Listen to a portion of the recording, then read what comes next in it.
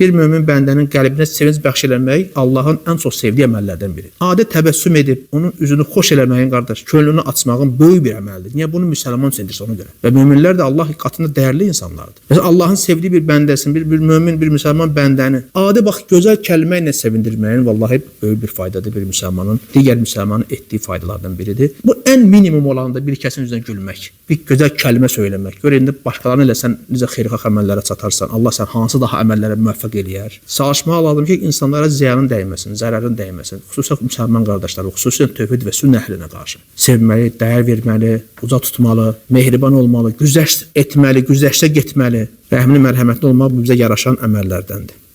Kim rəhmli olarsa, Allah da ona rəhm edəcək. Yerdə olanlara rəhm edin ki, səmada olan sizlərə rəhm eləsin. Allah bizi rəhm olunanlardan və rəhm edən qullardan eləsin. Allah Teala bizi xeyrə müvəffəq eləsin. Subhanakallahumma bihamdik, əşhədu an la ilahe illə ente, estağfiruka və etûbu ileyk.